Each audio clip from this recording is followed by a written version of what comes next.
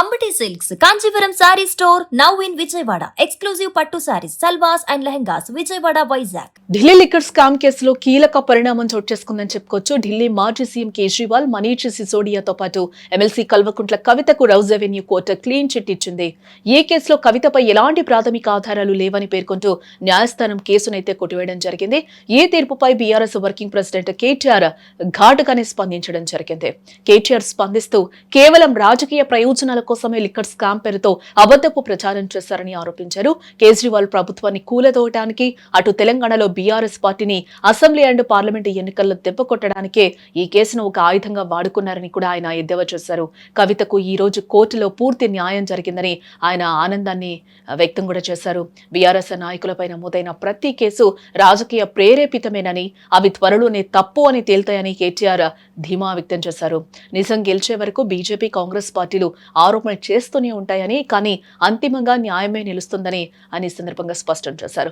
మీడియాలో వచ్చిన కొన్ని కథనాలు ప్రజలను తప్పుదోవ పట్టించేలా ఉన్నాయని, ఆరోపణలే నిజాల్లాగా చిత్రీకరించే కొత్త సంస్కృతి ఇండియాలో మొదలైందని ఆయన ఆవేదన వ్యక్తం చేశారు. ఎన్ని కుట్రలు చేసినా చివరకు నిజాయితీదే విజయమని కేటీఆర్ సోషల్ మీడియాలో చెప్పుకొచ్చారు. అలాగే దేశవ్యాప్తంగా సంచలనం సృష్టించిన ఢిల్లీ లిక్కర్ స్కామ్ మూలాలు నవంబర్ 2021లో మొదలయ్యాయి. అప్పట్లో కేజ్రీవాల్ ప్రభుత్వం కొత్త మద్యం విధానాన్ని తీసుకొచ్చింది. అయితే ఈ విధానంలో భారీ అవకతవకలు జరిగాయని, ప్రభుత్వ ఖజానాకు గండి కొట్టి ప్రైవేటు వ్యక్తులకు లాభం చేకూర్చారని ఢిల్లీ ప్రభుత్వ ప్రధాన కార్యదర్శి జూలై 2022లో ఒక నివేదికనైతే ఇవ్వడం జరిగింది. దీని ఆధారంగా లెఫ్టినెంట్ గవర్నర్ వీకే సక్సేనా సిబిఐ విచారణకు ఆదేశించడంతో ఈ కుంభకోణం వెలుగులోకి వచ్చినట్లయింది. ఈ కేసులో ప్రధానంగా సౌత్ గ్రూప్ అనే కూటమి తెరపైకి రావడం జరిగింది. ఈ గ్రూప్ ద్వారా ఢిల్లీలోని అధికార పార్టీ నేతలకు 100 కోట్ల ముడుపులు అందాయని దర్యాప్తు సంస్థలు ఆరోపించారు.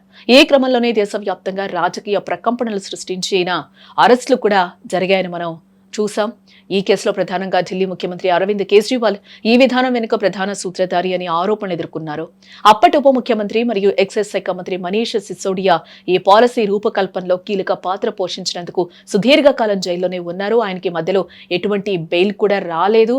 హెల్త్ ఇష్యూస్ కారణాలు చెప్పినా కూడా సిసోడియా వైఫ్ కి కూడా ఆ టైంలో బాలేని సిచ్యువేషన్ కనిపిస్తుంది. ఆ టైంలో కూడా పర్మిషన్ ఇవ్వలేదు కోర్టులు.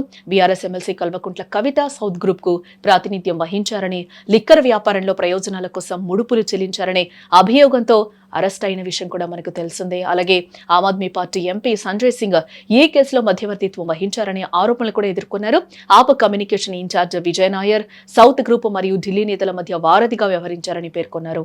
వీరితో పాటు సమీర్ మహేంద్రు, బుచ్చిబాబు, అభిషేక్ బోయిన్పల్లి వంటి వ్యాపారవేత్తలు కలిపి మొత్తం 23 మందిపై అభియోగాలు నమోదయ్యాయి అప్పట్లో.